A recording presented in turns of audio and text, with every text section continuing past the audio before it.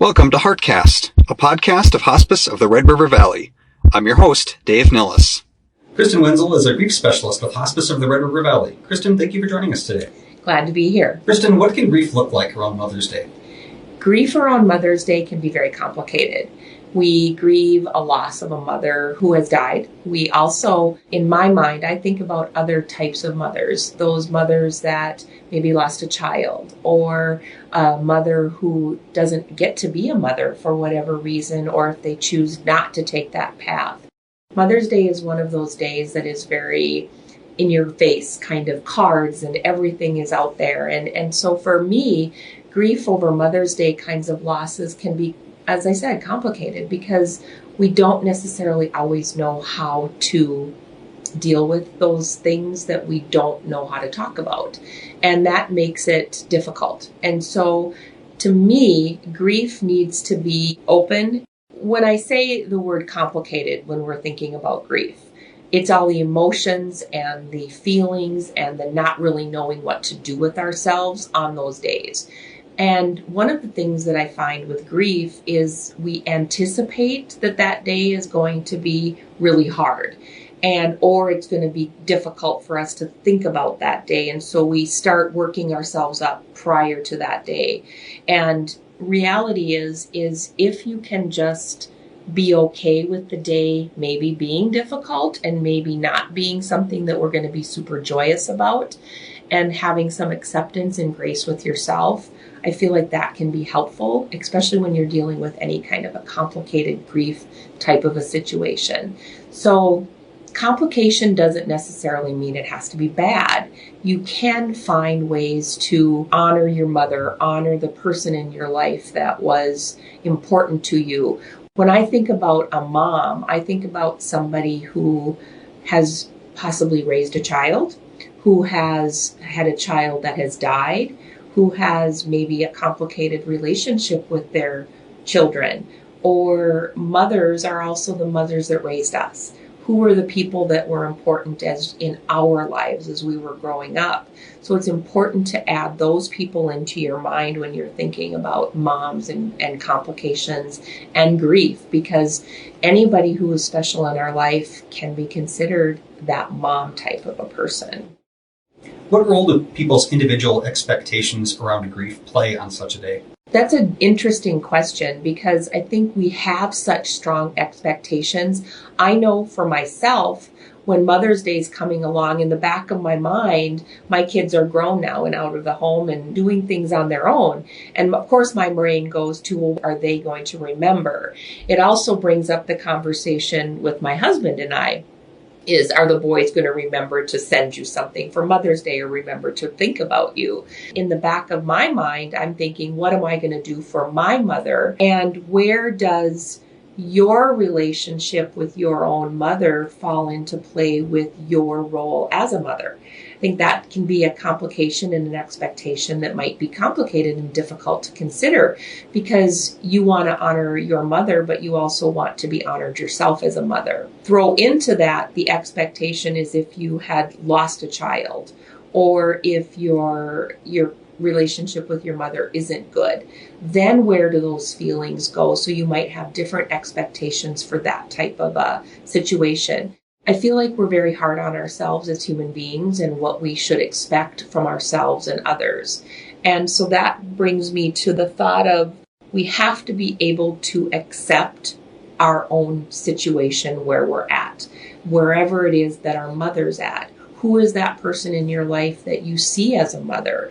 And allow those expectations to take you where you need to go. I think that's maybe a better way to look at it versus what do we expect or what don't we expect.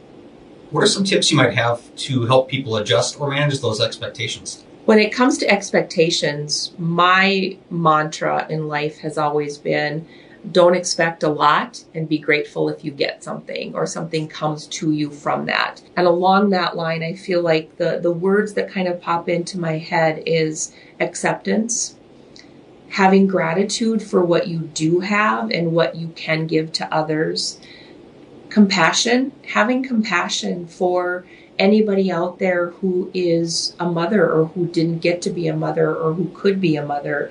And also the grace. I feel like grace is a word that we use maybe too much or not enough. I feel like having grace for yourself and your relationships as they are, and those expectations that we have of ourselves and others is an important part of managing our expectations.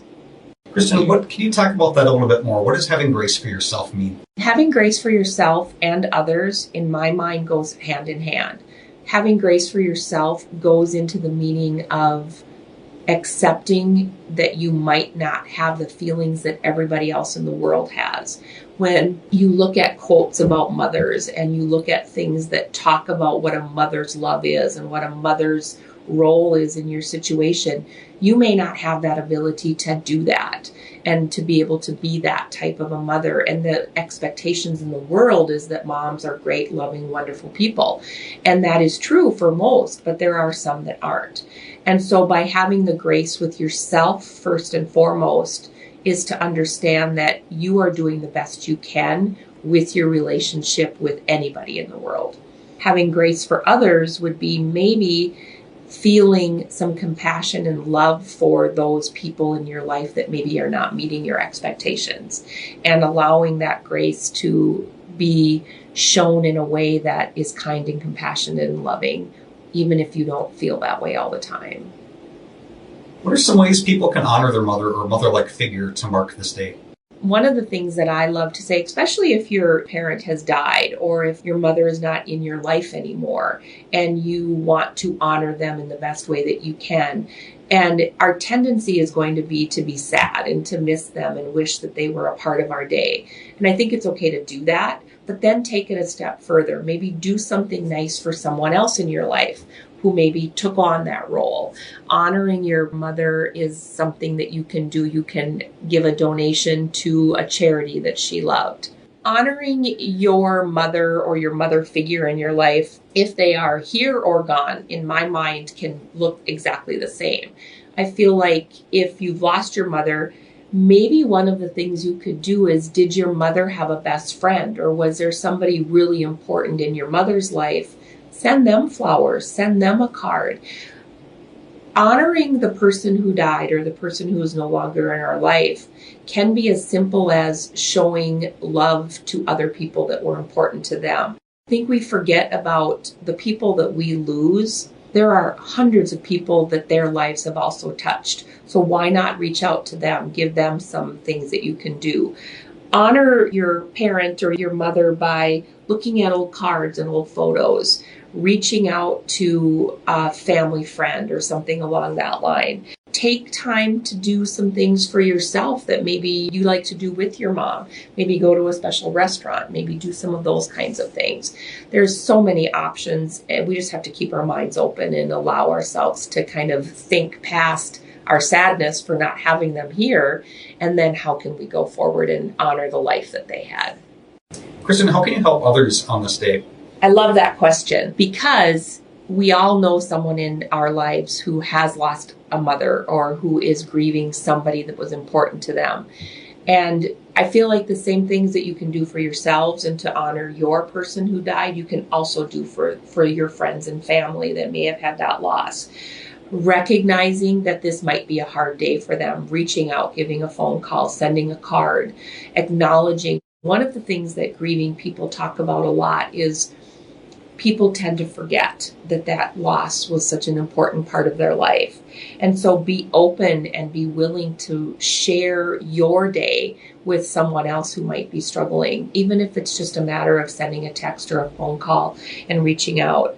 Offer to take care of their other children for a while so that they could go do something special, or that they could have a memorial for their person who died, or go to the cemetery, or whatever they want to do.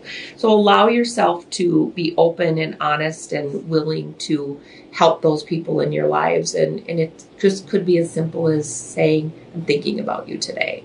This must be a really hard day for you. Thank you for listening to Heartcast. For past episodes and more information about Hospice of the Red River Valley, visit hrrv.org.